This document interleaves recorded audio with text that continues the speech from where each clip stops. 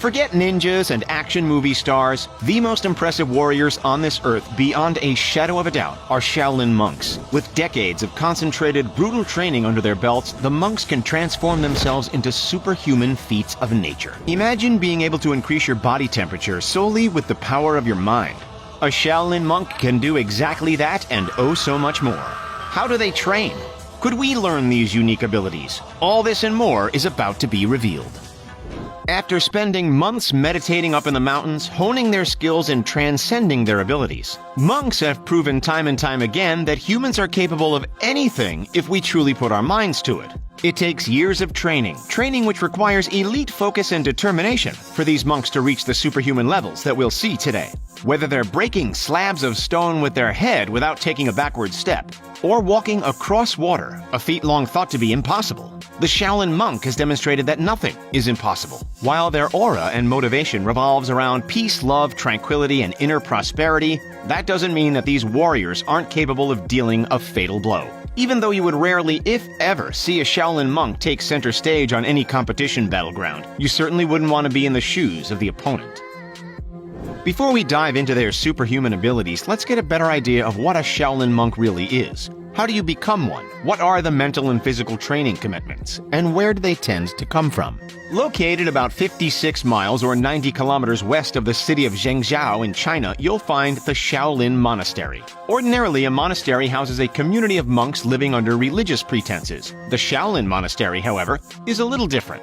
Believed to have been founded in the 5th century, the Shaolin Monastery, otherwise known as the Shaolin Temple, is the main temple of the Shaolin school of Buddhism. It is out of this monastery and this school that the martial art of Shaolin Kung Fu was born, one of the oldest, largest, and most famous styles of Kung Fu.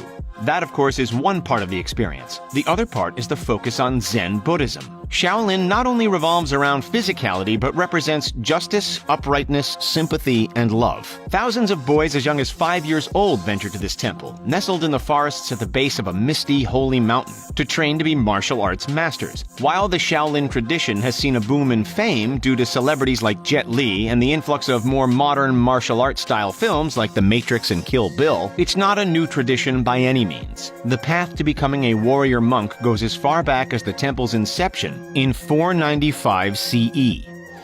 Upon joining the school at an age where most of us are mastering reading and writing, the Shaolin students undergo a far different curriculum. The students follow a regimented life composed of both rigorous strength and flexibility training and mental grounding and enlightenment. Let's take a look at the physical aspect first. At the Shaolin school, monks train in the use of 36 weapons, while each monk picks 2 animal movements and styles to specialize in. A typical day of training goes like this. They're up at 5:30 a.m. Vegetarian breakfast is at 6. 2 hours of Kung Fu training starts at 6:30. With monks switching their styles every 10 minutes. After practice, the monks chant together, before lunch, and then a 2-hour break from 12:30 to meditate. By 3 p.m., it's back to physical training with another 2-hour Kung Fu practice session. Dinner, chanting, meditation, bedtime, and then do it all again the following day. But it's more than just a physical education, there's mental training too. They learn how to use the moves, but also learn when to use them, and more importantly, when not to use them.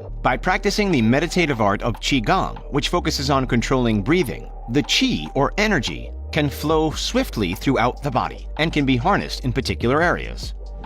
If you have yet to witness the remarkable abilities that the Shaolin monks possess, then you are in for a treat. By harnessing the Qi, masters are able to move that energy throughout their body. According to a Harvard study, Shaolin monks can utilize this inner energy and a technique known as Jitomo meditation to raise their body temperature.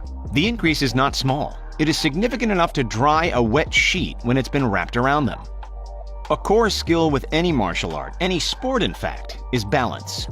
With Shaolin Kung Fu, the focus on balance is multiplied tenfold. Traditional arm punches are mastered, but so are finger punches, a cog in the wheel that is their all-around finger strength. The reason behind the Shaolin monks' incredible finger strength is their intense training. Finger punching on trees has been a tradition for so long at the monastery that the trees are now embedded with 2-inch deep indents. Because of the iron finger strength, monks can perform inversion stands using just their 2 index fingers. It's a skill as impressive as any.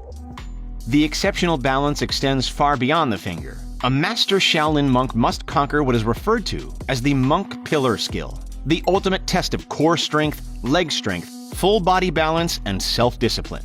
Sat in a squat position, the monks must learn to balance a bowl on their head while suspended on 2 pillars, all with the thread of a sharp bamboo stick inches below them. This position must be held for a nearly incomprehensible 2 hours. For the average person, a 1-minute wall sit is challenging enough. Go ahead, give it a try. Balance is a fundamental aspect of any martial art, and by mastering this skill, the Shaolin monk gives himself an advantage over most other fighters.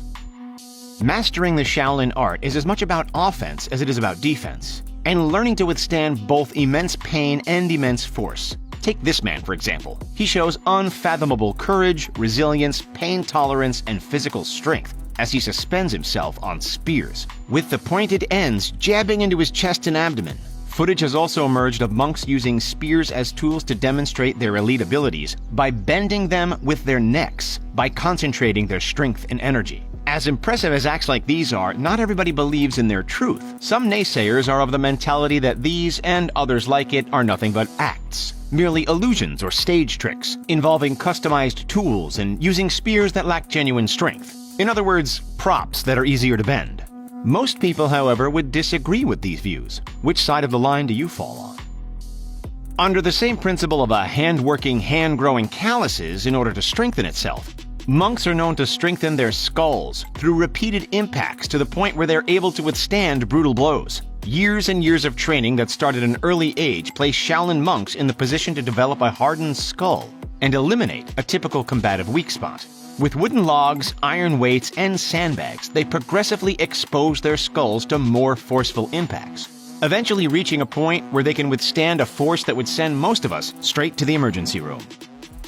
The monks develop enriched strength and balance through their years, sometimes decades of training. But, as we also know, they train their minds, learning to harness all of their energy and release it in different ways. Glass doesn't crack easily. It takes a strong, concentrated force to make a significant breaking impact. This is yet another skill within the Shaolin arsenal. Take a look. The monk is able to crack a pane of glass with a quick, concentrated throw of a needle. The key with this technique is the precision of the throw and the concentration to keep the needle completely straight upon impact. It's subtle, but as you can see, deadly. As soon as the needle hits with enough force to create a deep crack in the glass, the impact is then distributed throughout the pane, breaking it. Another skill falling under the iron body training umbrella, a fully capable Shaolin monk possesses the ability to break through concrete slabs with nothing but a swift strike of the hand. The skill isn't limited to one slab or even one boulder. Sometimes we see a stack of boulders, each one cracked down the middle with just a single precise and intense blow. The naysayers look at demonstrations like this and suggest trickery. However, science sits in the corner of the monk. According to Michael Feld, a physicist at MIT, punching with a combination of the right force, momentum, and positioning is all that is required to successfully perform this skill. And what do monks spend decades mastering? Force, momentum, and positioning. That's what. Everything we've witnessed so far has been nothing short of extraordinary, and yet somehow they managed to step it up yet another notch. This monk stunned onlookers in Thailand when he sat inside a pot of boiling oil suspended over an open flame. However, some people think this was all merely a street performing stunt, and that the pot was specially insulated in the sense that the oil wouldn't actually heat up to scalding temperatures. We'll never really know for sure, but what do you think? Fantastic or fraud?